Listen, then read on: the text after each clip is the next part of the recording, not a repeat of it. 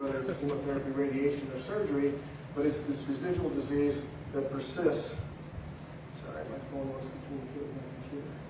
It's this residual disease that we need to target. In addition, we've done some studies recently with Mike Clark and Sam Gambier looking at human cancer stem cells. These are breast cancer cells that were taken, primary cells from a patient, and we labeled them as a retroviral transduction.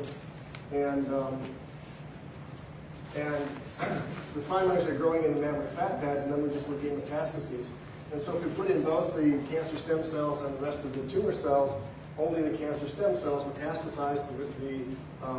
The bulk of the tumor cell would remain at the primary site and persist, much like you see this persisting without ever metastasizing. And so it looks like the cells that are characteristic of these breast cancer stem cells are the ones that are causing the metastatic disease. It was actually this experiment that got us really thinking about how we're going to target these cells, because if you now use these images to guide you to the biopsy and take those tumor cells out and characterize them, the tumor markers are gone. This is a hepatocellular carcinoma here. The liver markers are back. The genomic rearrangements that are characteristic of the cancer are all gone. The cells that survive in the absence of MYC are those that have a relatively normal genome. They're metabolically quiescent.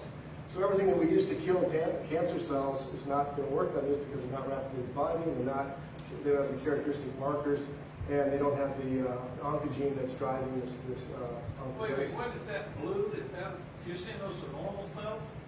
They're the hepatocellular carcinoma that was taken from a primary tumor in the mouse, put on the back of this mouse. This mouse was treated with doxycycline to turn it off, and these are the residual cells that persist. If you look at them, they begin to form the sinusoids of the liver, and they are the cells that derive from the tumor, but what are they? But they have normal karyotype. Normal karyotype, and normal markers. Shape. They're slightly smaller, but if you take the drug away, they form the tumor again. So they have the capability of forming a tumor. If you keep the drug on, they begin to look like the sinusoids of the liver. They begin to look like normal liver architecture.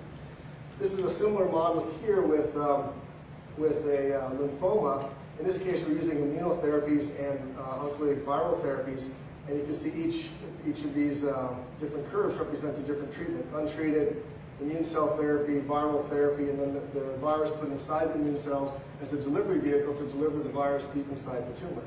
And you see different kinetics of response. And we were looking at this. We said, well, this is kind of odd. All these animals are relapsing. Why don't we now come in with this molecularly targeted therapy and turn the oncogene off? And that worked as you would have predicted. So here's that state of minimal residual disease like you see up here.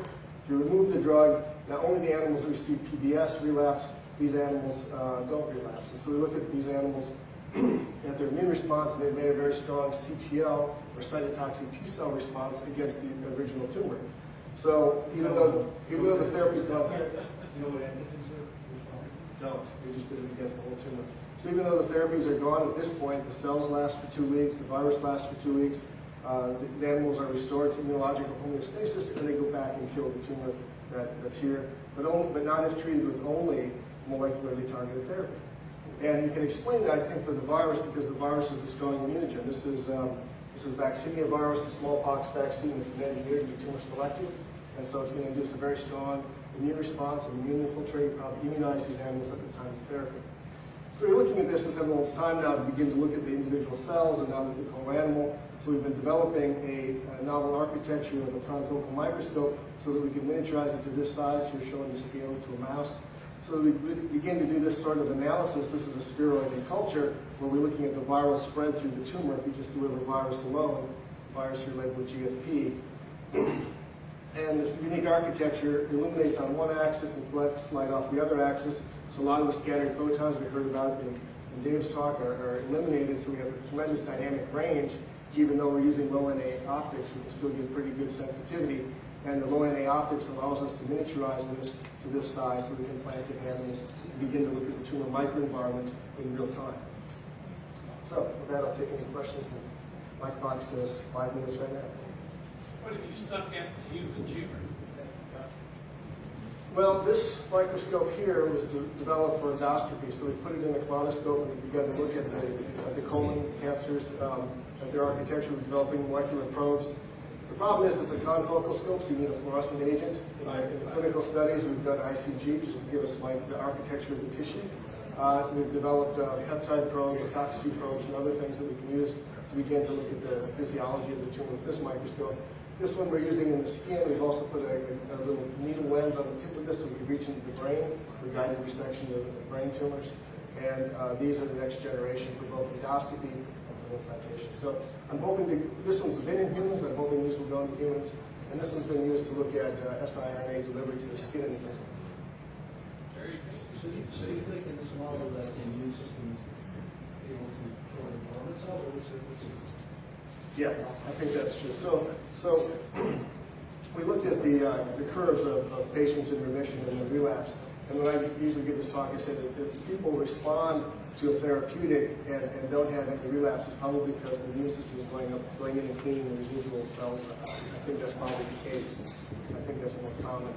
And if this occurs and the cells persist for a long period of time and there's no immune response, once the drug is removed, they go back. They do kill the dormant cells. So you turn the oncogene off. Right. Now, do the same cells go back to normal karyotypes? No. So what cells are in the tumor? So the tumor's heterogeneous, right? And as we've been hearing all day, as it progresses, we get more and more genomic rearrangements. Now, if you turn MYC off, all those cells with the genomic rearrangements can't survive. So there are still cells left in the tumor that have not undergone any or very few deep genomic rearrangements? That's the idea. The idea with the cancer stem cells, they divide rapidly. They don't have all the genomic rearrangements. They're more primitive or less differentiated. And those are the ones that survive the inactivation of MYC. All the cells with the genomic rearrangements can't survive. So it's a heterogeneous population, and you're eliminating only the bulk or the top of the tumor, leaving the left. It does go back. It will rearrange, and then it goes back. So one prediction of that is that the genomic rearrangements are never beneficial. They're always, because the cells that are really driving the tumor don't have them. They're just the ones downstream. Am I missing something? Say it again. Well, so the cells, even saying this, the cancer stem cells, the ones that are sort of driving, don't really pick up the genomic rearrangements. It's just sort of downstream of that. It will. So the idea would be that they differentiate, and as they differentiate and grow more rapidly, the genomic rearrangements are due to rapid growth. The stem cells grow more slowly, so they don't get the same number of rearrangements. As the cells acquire more and more mutations and rearrangements, they grow more rapidly and acquire more and more mutations. Well, there's a selective advantage, right?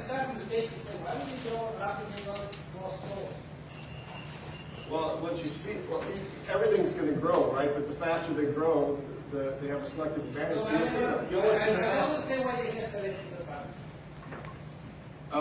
they dysregulated growth factors, a variety of reasons. They've accelerated their cell division. Well, why don't you get those mutations that slow the growth? You will, but you just don't see them. There are fewer of those cells. So mutation is random, but you only see what you select from. And you're selecting from rapid growth. Overrun the stem cell. That's the part of this. What's that? Why don't you just overrun the stem cells? Why are there stem cells left? Why do they persist? Good question.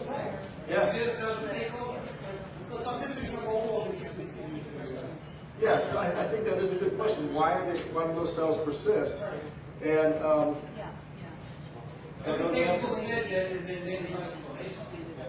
so this addresses God's question. So here's a lymphoma growing in the physical cavity. Turn MYC off. You go to a state of remission. You reactivate MYC, and here you see the time course, and all these animals relapse. Immune cells can control it. The two therapies together control it even better. So. Yeah, all the animals are relapsing to the drug. If you keep the drug on for a longer period of time, the lymphoma will eventually go away. If the hepatocellular carcinoma goes on. Go back. How do you know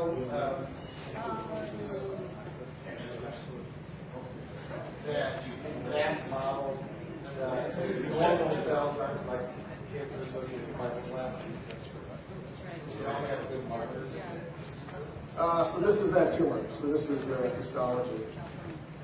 So normal liver. This is the tumor at the time of treatment. They're replicating. They don't have the liver markers. They have alpha-fetal protein. You inactivate MYC for 4 days. The normal liver markers come back. The tumor markers go away.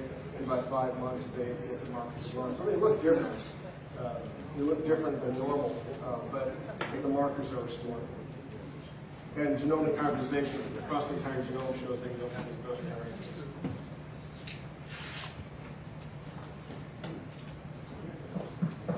Okay.